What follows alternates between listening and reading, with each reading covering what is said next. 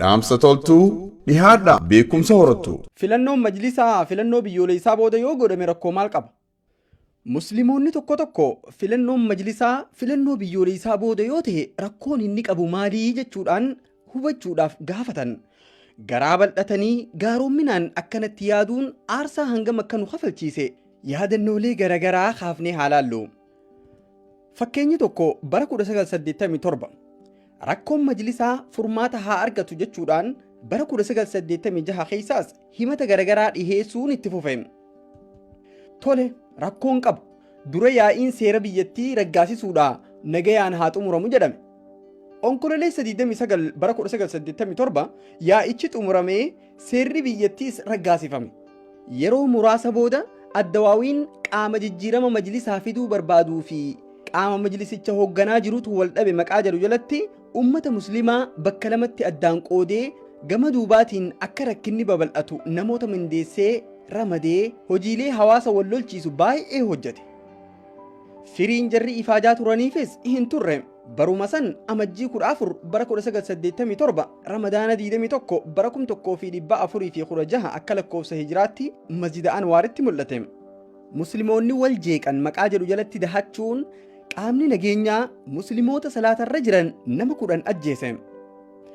Kan hafan nama baay'ee irratti miidhaa qaamaa gurguddaa fi giddugaleessa erga dhaqqabsiiseen booda musliimoonni gamalachuutuu jiran akka hidhamanii dararaman taasifaman. Kantiibaa yeroo sanaa Tafarraa Waalwaa musliimoonni waan wal dhabaniif masjidichi cufame jechuunis ibsa laatan. Fakkeenyi lammaffaan bara 1992 erga qaamni majlisa hoogganaa turee fi isaanii wal mormaa tures jumlaadhaan hidhamaniin booda musliimoonni dura bu'aa dhaban.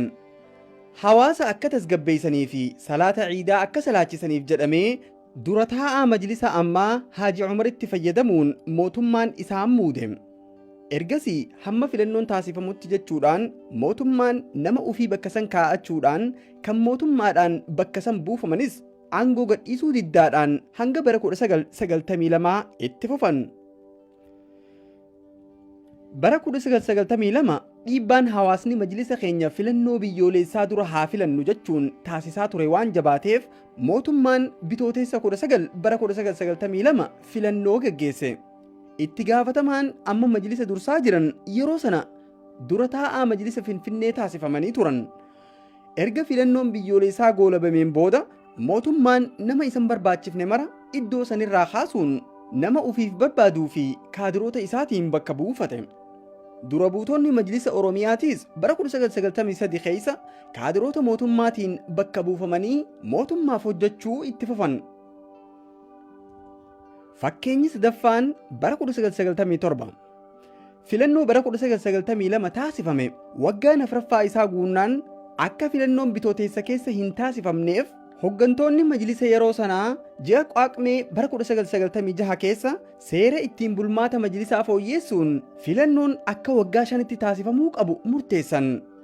Dabalataanis hojjetaa biiroo nageenyaa kan turan obbo Iliyaas Reedmaa itti aanaa pirezidaantii majlisaa godhuun muudan. Sheekh Suwaafii Abdurrahmaan kan dhukkuba narviitiin rakkataa turan dubbachuuf rakkatan bakka isaan hin jirretti pirezidaantii tahanii muudaman. Seera Qaaqmee bara 1996 fooyya'e hordofuun yeroon filannoo waan gahee jiruuf bara 1997 filannoon majlisaa akka gaggeeffamu yeroo gaafiin dhiyaatu. Filannoon biyyoolessaa waan gaheef dura isa xumurree eegasii kan majlisaatti deebinaa jedhame. Rakkoolee siyaasaa kan filannoo bara 1997 booda biyyattii raasaa ture sana sababeeffachuun filannoon majlisaa akka hafu taasifame.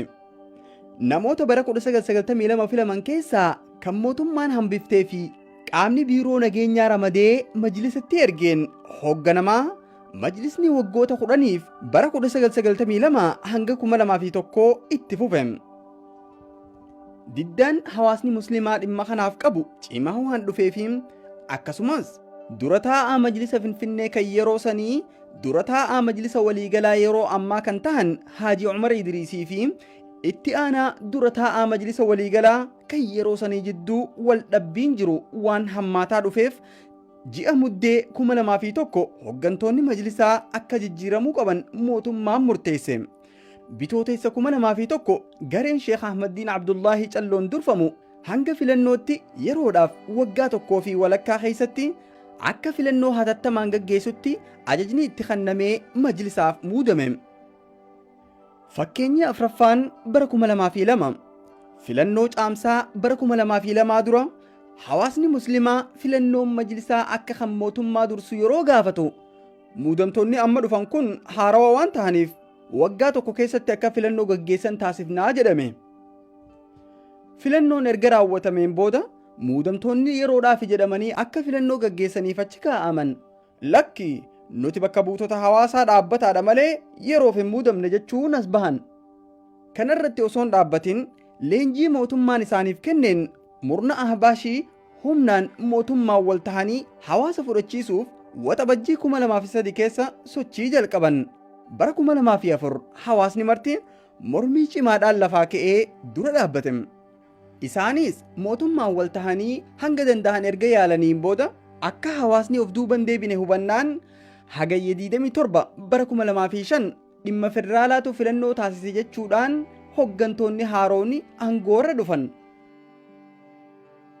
Fakkeenyi shanaffaan bara 2007 filannoon caamsaa 2007 dhihaannaan gaafiin mirgaa kan hawaasni muslimaa kaase gaafiilee hawaasa biraatiin walitti dabalamee akka hin hoo'ine mootummaan adeemsa lama hojiirra oolche.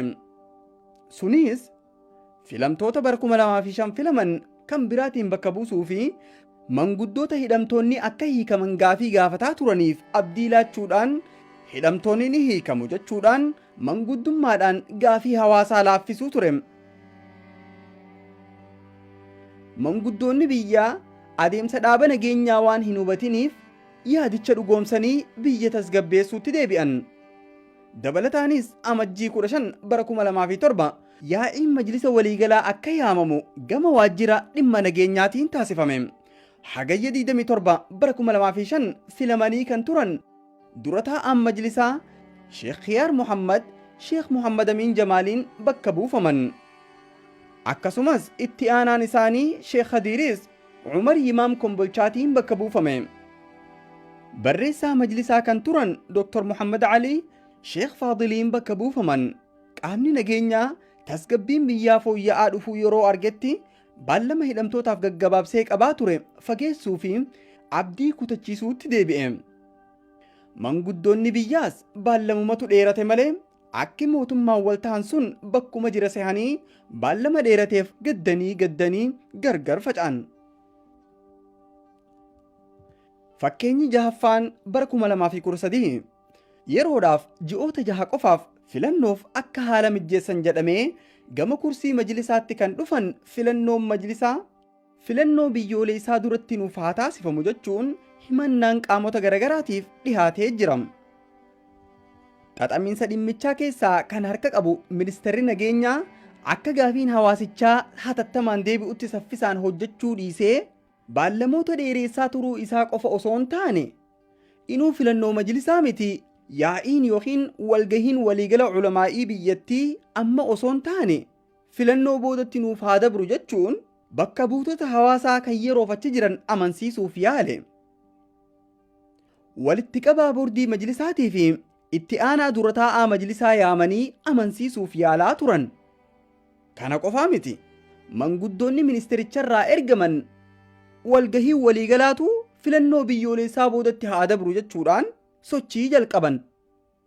Adeemsi hanga ammaa irra dhufnee fi kan fuulduras yaadamee jiru kana kan hubatin yookiin namoonni walgahiin kun tursiifamuurraa gammachuu fi sababa mataa ofii qaban tokko tokko akkana jechaa jiru. Yaa'iin majlisaa kan waliigalaa kun maal qaba yoo filannoo biyyoolessaa boodatti dabre jedhaa jiru.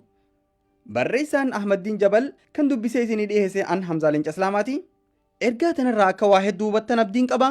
Ergaan tun ammoo akka nama hunda bira geessu sheer godhuu hin dagatinaa. Galatoomaa ulfaadhaa. Wassalaamu alaikum. Nagayaan jiraadhaa.